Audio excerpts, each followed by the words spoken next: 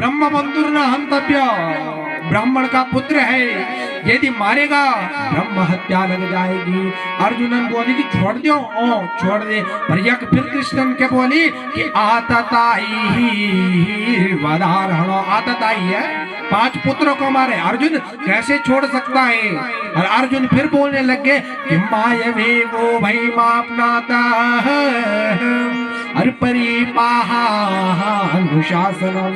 हे प्रभु, आपकी माया मुझे क्या कर रही है, विचलित कर रही है, मैं समझ नहीं पा रहा हूँ, मैं क्या करूँ। भगवान ने कहा अर्जुन वो महाभारत में गीता का ज्ञान याद निकाल, मुझे क्या करना है, सब कुछ सिखाया है तुझे, विराट रूप का तुझे दर्शन दिया था वहां, और तू फिर कह रहा है कि मुझे क्या करना है। फिर गीता का ज्ञान याद आया।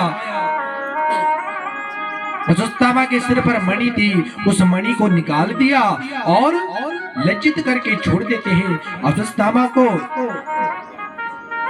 अब अश्वत्थामा के मन में भाव आया, यह अभिमन्यु के पत्नी है उत्तरा, इसके गर्भ में इन पांडवों का पुत्र है, मैं इसका वंश ही क्या कर दूंगा, नष्ट कर दूंगा।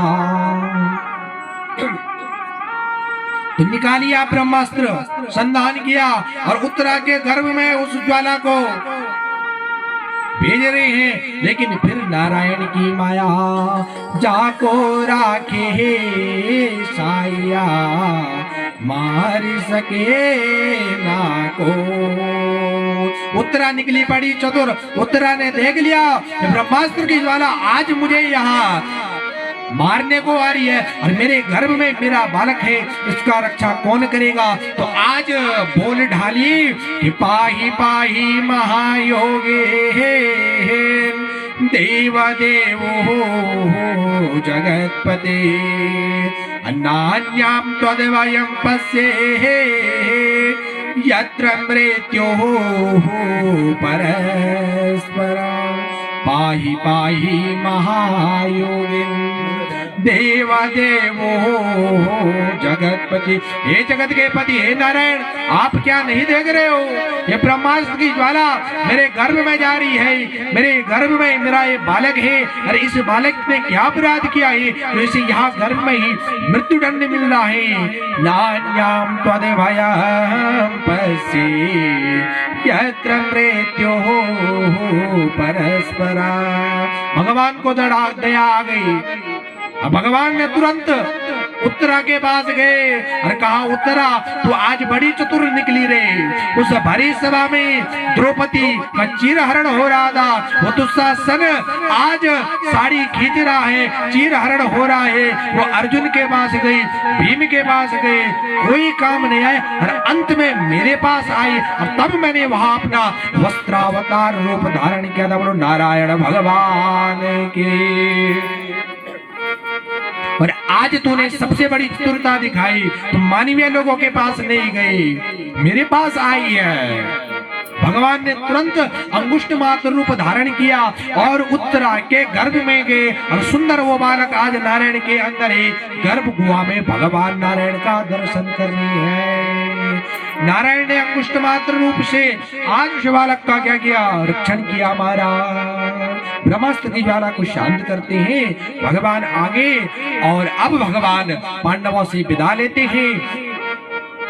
एक पैर रथ पर है, एक पैर नीचे है, एक हाथ से रथ पर चढ़ रहे हैं और एक हाथ से विदा ले रहे हैं महाराज। दौड़े दौड़े आगे पांडव और आ गई कुंती मैया।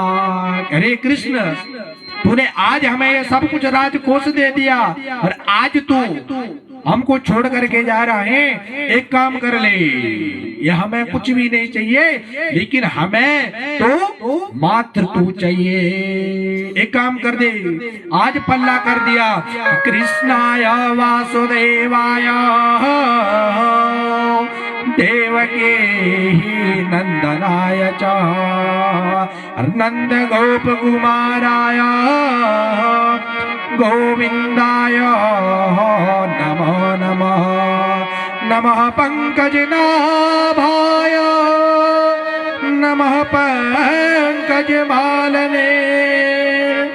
नमः पंकजनेत्राय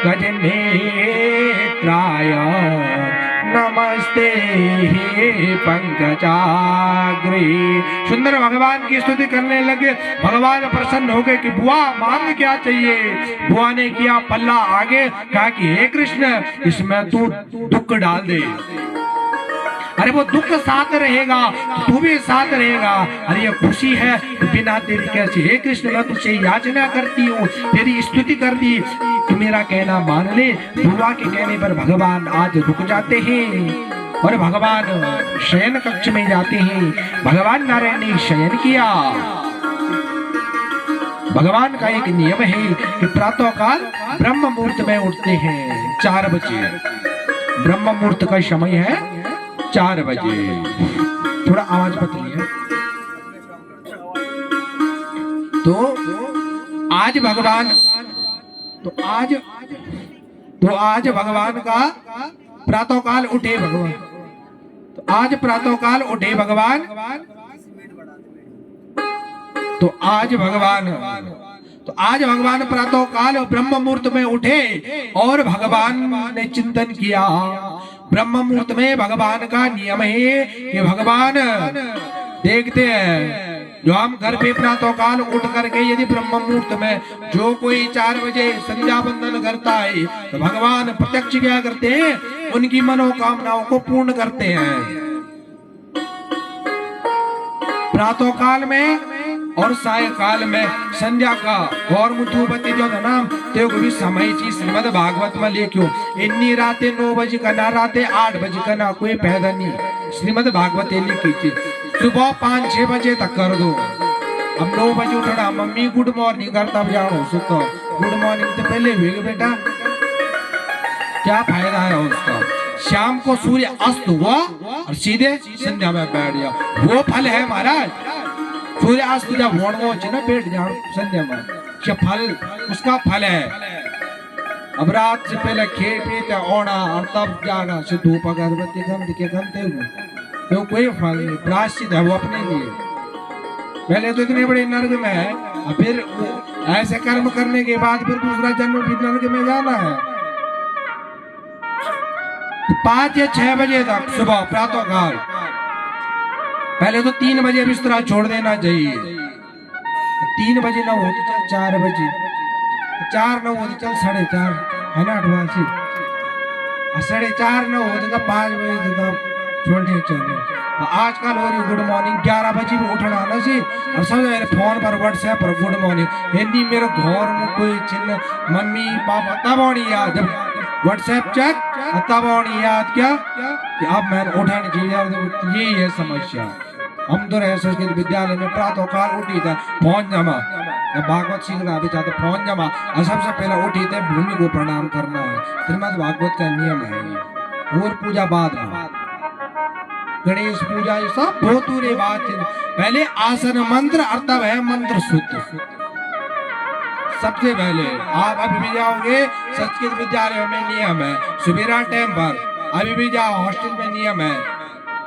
आप हरिद्वार ऋषिकेश में जाओगे वहां अभी भी नियम है दर्शन महाविद्यालय, तो अभी भी वहां ये नियम है फोन सुबेर बहुत कम, शास्त्री में वो तो आचार्य में वो फोन कमरा पर धन तब यार तो क्लास अटेंड कर, शाम में छुट्टी तब बोली तो मतलब भगवान दास हरिद्वार में 2 विद्यालय में। तो ये है तब जाकर के प्रदान होती है श्रीमते भागवती कथा। तो आज भगवान नारायण ने चिंतन किया ब्रह्म मुहूर्त में। चिंतन में क्या देखा कि बाणों की सैया पर लेट रखी है पितामह भीष्म आए।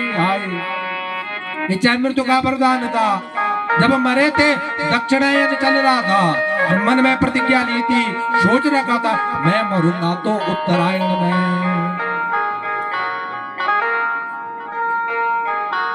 हमारा भी बड़ा सौभाग्य है कि उत्तरायण में ही हम इस दिव्या श्रीमद भागवत नारायण की कथा का श्रवण कर रहे हैं। हमारा ये बहुत वो है, यजमान परिवार के लिए जरा जोरदार तालियां होनी चाहिए कि ऐसे उत्तरायण मास में ऐसी भागवत कथा का आयोजन करो। बहुत बड़ी बात है महाराज। कथा तो 12 महीना में होगी, पर मासाया उत्तम मासा क्या लिखा है शास्त्र में कि मासाया उत्तम मासा यस्य मासा उत्तरायण। उत्तरायण में भगवान नारायण की कथा को श्रवण करने का विशेष फलदायका, विशेष फल को देने वाली है कौन? ये भागवत की कथा। और हमारे तो आज कई जन्मों के पुण्य उदित हुए हैं, तब जाकर के ऐसी पतित पावनी आनंदमयी रसमयी भागवत की कथा में हम पहुंचे हैं महाराज। यदि नारायण कृपा नहीं वंची हम पर, उस भगवान कार्तिकेय की हम पे कृपा नहीं हो, तो क्या इस कथा का हम आयोजन या श्रवण कर पाते ना। आज इष्ट कृपा पितृ कृपा, तो क्या देखा आज पितामह भीष्म ने कि बाण की सैया पर पितामह भीष्म, भगवान ने भी देखा कि उत्तरायण लग चुका है, अब मुझे पितामह भीष्म को क्या कर देना चाहिए? मुक्त कर देना चाहिए। तो आज पांडवों को भी अपने साथ में लिए चले गए कुरुक्षेत्र में, और वहां पांडवों के साथ खड़े हो गए। भगवान शिराने खड़े हो गए, आगे पांडवों को रख दिया। पितामह ने अर्जुन को देखा और अर्जुन से कहा कि अरे अर्जुन, उतने समय से मैं इस बाण की शैया पर लेटा हुआ हूं, एक काम कर दे, थोड़ा जल पीने की क्या है इच्छा हो रही है। तो आज अर्जुन ने अपने बाण से भगवती गंगा का क्या किया? प्रकट कर दिया, और मुंह में गंगा की धारा बह रही है। सदी ज्यादा भी न करे, हम कम तो गंगा की धारा प्रकट कर दे। पितामह भीष्म ने फिर आए कौन? युधिष्ठिर को बुलाया। हे युधिष्ठिर, अब तू राजा बन गया है, सब में तो श्रेष्ठ भाई है, तो दाने धर्मान राक्ष धर्मान और मोक्ष धर्मान विभागशः। दान धर्म क्या है? एक राजा का धर्म क्या है? मोक्ष धर्म क्या है? मोक्ष धर्मान विभागशः। अरे चर्चा चली रही थी, द्रौपदी बीच में हंस पड़ी। अर्जुन ने कहा कि द्रौपदी तुम क्यों हंसी? अरे ये हमारे पितामह हैं, और पितामह के समक्ष तू ऐसी हंस रही है। बोला अर्जुन आप बोल रहे हो हंस का रही, आप हंसी क्यों?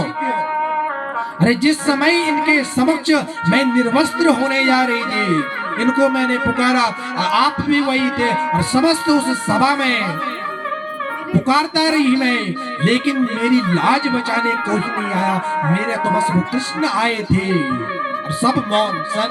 बात तो क्या ही सत्य है, लेकिन पितामह भीष्म ने भी आज कह दे कि द्रौपदी जो तुम कह रही हो वो सत्य है, लेकिन उस समय में कौरव पक्ष में था, मैंने दुर्योधन का अन्न खाया था, उस अन्न से जो रक्त बना था आज वो इन बाण से निकल चुका है, इसीलिए यहाँ राज धर्मान दान धर्मान और मोक्ष धर्मान विदागशः।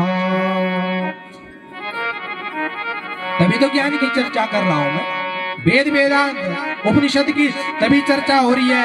कहा फिर द्रौपदी अपने अपराध की क्षमा मांगती है, और फिर अर्जुन से कहा कि अर्जुन नारायण आए हैं ना? बोले हाँ। बोला कहाँ है? बोला आपके सिराने खड़े हैं। बोला ओहो मैं समझ गया कि भगवान सोच रहे होंगे कि पितामह भीष्म मर रहा है, और अंत समय में यदि मैं आगे खड़े हो जाऊंगा तो लोग मुझे कलंकित कर देंगे कि मरते ही समय आज भीष्म ने नारायण को अपने समक्ष खड़ा किया, आज नारायण से नहीं रहा गया, नारायण समक्ष आ गए कि पितामह इतनी बड़ी बात मत बोलो। और वर्णन आया है श्रीमद् भागवत में कि अनेक ज्ञान की चर्चा होती है, खूब कुरुक्षेत्र की चर्चा हो रही है, हंसी मजाक चल रही है। अंत में पितामह भीष्म कहते हैं हे प्रभु मैं मृत शैया पर लेटा हुआ हूं, कुछ समय बाद ये प्राण को मैं त्याग दूंगा।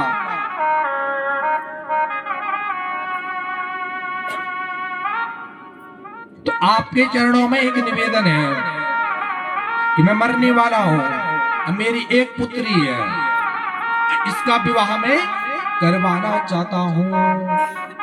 एक ही पिता का दायित्व है कि बेटी को विदा करके मेरे पे ये अभी बहुत बड़ा भार है। जैसे ही सबने सुना तो सब अर्जुन भीम को देख रहा, भीम युधिष्ठिर को देख रहा, नकुल सहदेव को। पितामह भीष्म क्या कह रहे हैं? अरे इन्होंने तो प्रतिज्ञा ली थी आजीवन की कि मैं विवाह ही नहीं करूंगा। जब विवाह ही नहीं हुआ है तो संतान कहां से? आपस में चर्चा चल ही रही है महाराज। बोला बेटी तो है। बोला कौन? इति मते रूप कल्पिता वे तृष्णा, इति मते रूप कल्पिता वे तृष्णा, भगवती सहत्व गवे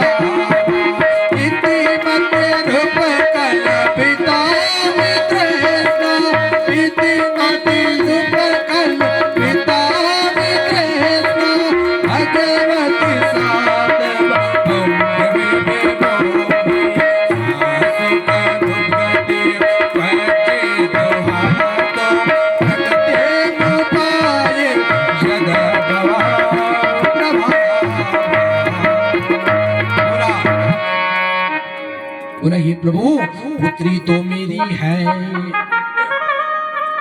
बोला कौन है? बोला इति मति रूप कल्पिता वृतृष्णा, जो मेरी ये पुत्री है ना मति, ये मेरी पुत्री है। अरे कौरव पक्ष में लड़ रहा था लेकिन इसने मुझे वहां थोड़ा भी नहीं समझाया तो तुम गलत पक्ष में खड़े हो। लेकिन मैं इतना कठोर नहीं, मैं आज मर रहा हूं और मैं इसको यही छोड़ के जाऊं? नहीं, मैं इसका विवाह करना चाहता हूं। अरे हे नारायण, मैंने इसके लिए वर भी ढूंढ लिया।